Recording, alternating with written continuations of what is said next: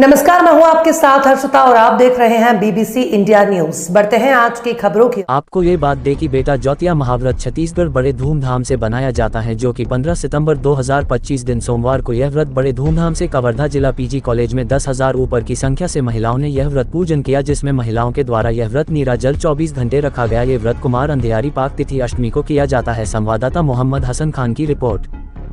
आप साथ देंगे मुझे विश्वास। बिल्कुल बिल्कुल कोई साथ देंगे ना देंगे, पर आप साथ देंगे, हम पहचान लेते हैं मस्तक। इसीलिए अभी भी रतनपुर में भाई ने बोले गुरुद्वारा में मिलने आऊँगा, बोले अभी यार देखो यार, आप मुस्लिम धर्म को मानते हो, मुझे बोले आपके विचार को सुन करके मैं बहुत खुश हुआ। बोले जी जी, चलिए ठीक है सर। आज का हमारा ये कार्यक्रम माइक उठाओ, आप उस साइड चले जाइए, अंदर साइड चले जाइए, अंदर साइड चले जाए, थोड़ा जगह दीजिए सर। हाँ चलिए सर, आज का हमारे कार्यक्रम, सबसे पहले मैं मीडिया वाले भाई लोगों को मैं धन्यवाद देता हूँ। आपका सहयोग सराहनीय रहा और रहेगा।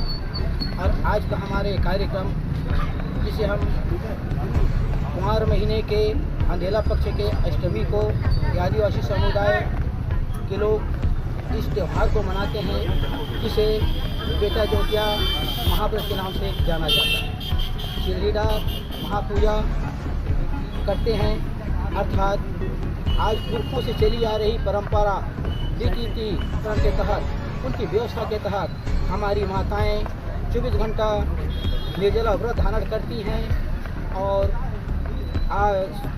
7 दिन तक गेहूं की जई चुटकी में डाल करके उसकी सेवा देती हैं। और 7वें दिन आज शाम के समय, जिसे हम चील्हो माता के नाम से जानते हैं, चीलेदार के नाम से जानते हैं, और आयुर्वेद में उसे काला कोरिया के नाम से जानते हैं, जिसमें औषधि गुण विद्यमान है। और उसी के तहत कुछ चले व्यवस्था के तहत हमारी माताएं निमंत्रण दे करके उस दगाल को लाती हैं और स्थापित कर अपनी गूढ़ रीति परंपरा के तहत पैगा पंडा या भूकाल के द्वारा पूजा अर्चना करती हैं। और रात भर हम गरमा नाचते हैं, गीत गाते हैं संस्कृति के तहत, और अपनी पहचान को बनाए रखने के लिए, अपनी संस्कृति को पहचान बनाए रखने के लिए हमारी माता अपनी संस्कृति के तहत पूजा पाठ करती हैं। और सुबह धूमधाम से नाचते गाते उस शक्ति को तालाब नदी नाला में विसर्जन करती है। इसे हम बेटा ज्योतिया महाव्रत के नाम से जानते हैं। पूर्णतः बेटा ज्योतिया महाव्रत ऐसा होता है, अपनी पुत्र की संतान प्राप्ति के लिए, अपनी संतान की दीर्घायु के लिए, अपने परिवार की दीर्घायु के लिए तथा खुशहाली के लिए, ये अच्छा फसल हो और समन्वय की भावना बनी रहे, इसके तहत यह त्यौहार। और अपनी गला में माताएं अपने इष्ट देव को पहले अर्पण करते हुए 8 गठ की धागा बनी हुई जो स्वयं नियम से बनाया जाता है हमारे पंडा पुजारी के द्वारा, बैगाव के द्वारा, और उसे अभी मैं स्वतः मैं अपने हाथ से देता हूँ। उस ज्योतियों को माताएं अपनी गला में धारण करती हैं और अपने व्रत को तोड़ती हैं। इसे इसीलिए कहा गया है सब व्रत बार बार, तो बेटा आदिवासियों का बेटा ज्योतिया महाव्रत सब व्रत बार बार, सब व्रत बार बार। ये हमारा आज का त्यौहार का है। और हमारे पास एक बहुत बड़ी समस्या सामने आ रही है। सर जी, आप लोगों से मेरा निवेदन है कि आने वाले समय में जनगणना होने वाला है और सभी तरफ आदिवासी धर्म कोड की मांग उठ रही है। यहाँ तक राजस्थान वाले दिल्ली में धरना प्रदर्शन कर रहे हैं और हमारे राजकुमार राउत सांसद ट्राइबल पार्टी के गुजरात से, उन्होंने भी संसद में यह आवाज़ उठाया है कि हम आदिवासी हैं, हम हिंदू नहीं हैं। और दूसरे साथ ही साथ हमारे माननीय सांसद महोदय उड़ीसा जी ने भी संसद में आवाज़ उठाया है कि हमारा धर्म, हमारे रीति परंपरा हम सब धर्मों से अलग होने के कारण हमारा धर्म आदिवासी धर्म है, आदिवासी कोड हमको मिलना चाहिए, हम हिंदू धर्म में नहीं आते। ये सिद्ध होता है क्योंकि हमारी रूढ़ी परंपरा रीति नीति अन्य सब धर्मों से भिन्न होने के कारण हमारा धर्म गोंडी धर्म अर्थात प्रति धर्म के नाम से जानते हैं। गोंडी धर्म का अर्थ यह होता है, गोंडी धर्म माने प्रति धर्म, जिसमें जन कल्याण की भावना निहित हो, प्रकृति संतुलन का सिद्धांत निहित हो, जिसमें समन्वय की भावना निहित हो और उसे हम गोंडी धर्म, जिसके प्रकृति नियम के आधार पर हमारा सारा नेंग दस्तूर, जन्म संस्कार, विवाह संस्कार, खैर हमें संस्कार नहीं होता, हम लोग नेंग, आदिवासी लोग नेंग और दस्तूर मानते हैं। जन्म की छठी का नेंग, विवाह का नेंग और मृत्यु का नेंग। पर मूलतः 3 संस्कार होता है, जन्म, विवाह और मृत्यु संस्कार। ये तीनों क्रियाएं देव संस्कार, देव व्यवस्था में आते हैं। हमारी देव व्यवस्था अन्य सबसे अलग होने के कारण हमारा धर्म गोंडी धर्म अर्थात प्रकृति धर्म के नाम से जानते हैं। और अभी नहीं, हम कब से मांग करते आ रहे हैं कि हमारा धर्म हमको गोंडी धर्म प्रदान किया जाए। हमारा धर्म गोंडी है, गोंडी है। हमारा धर्म गोंडी है, गोंडी है। 7वां कलम देना होगा, देना होगा, देना होगा। 7वां कलम देना होगा, देना होगा, देना होगा। और इसी के तहत हम 7वें कलम की मांग कर रहे हैं। यहाँ तक हम चलते हैं, देखते हैं तो 2000 की जनगणना हुई।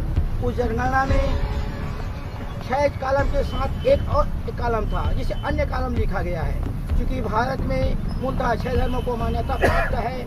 और 7वां कॉलम अन्य कॉलम दिया गया था, जिसमें हमारे, मैं यहाँ की बात नहीं कर रहा हूँ, सरकार दिल्ली की रिकॉर्ड की बात कर रहा हूँ। वहाँ रिकॉर्ड में दर्ज हुआ कि गोंडी धर्म मानने वालों की संख्या 10 लाख और सरना धर्म तथा आदि धर्म मानने वालों की संख्या 1 करोड़। और सरना और आदि धर्म दोनों को प्रकृति धर्म के नाम, प्रकृति के तहत आते हैं, प्रकृति धर्म की मानते हैं, वो प्रकृति के पुजारी है।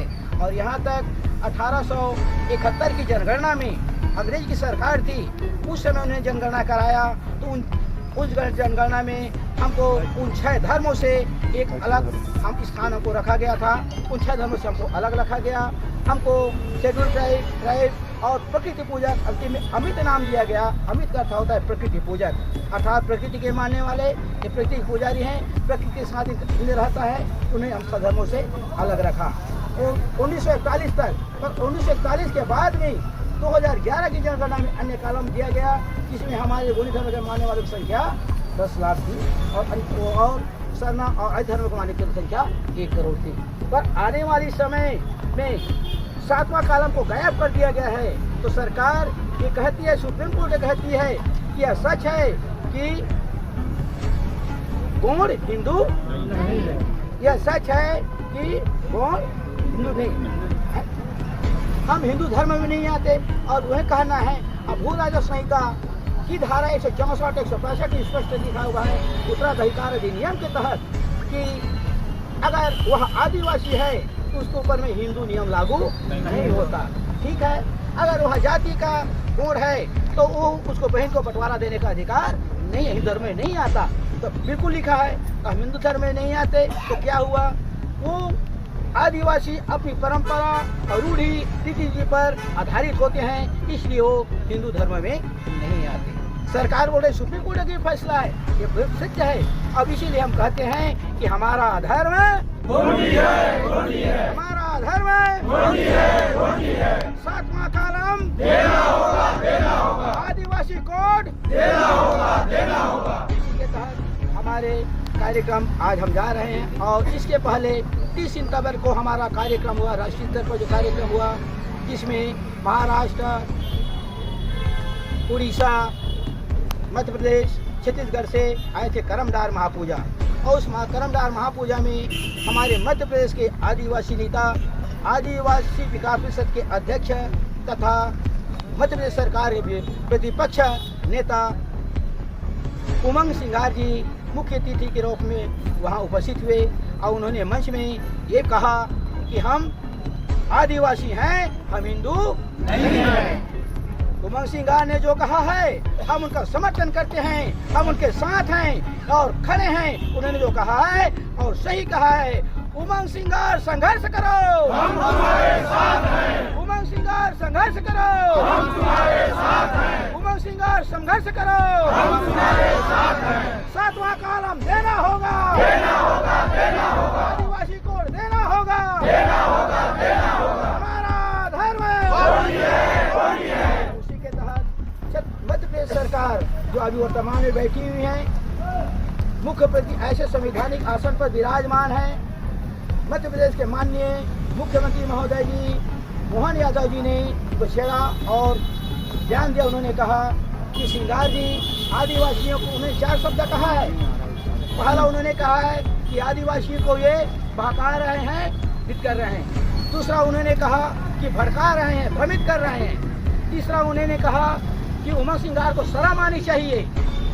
चौथा उन्होंने कहा कि उमंग सिंगार को माफी मांगनी चाहिए। और एक शब्द उन्होंने कहा है कि उमंग सिंगार को आदिवासी माफ नहीं करेंगे। तो हम उसको जवाब देते हैं, निवेदन करते हैं माननीय मुख्यमंत्री महोदय जी को, पहले अपने गिरेबान को झांक करके देखें, अपने आप पे झांक करके देखें कि उमंग सिंगार ने जो कहा है सही कहा है, हम आदिवासियों के हित के लिए कहा है, वो संविधान अधिकार की बात कहा है। अनुच्छेद, भारत के अनुच्छेद, संविधान अनुच्छेद 15 के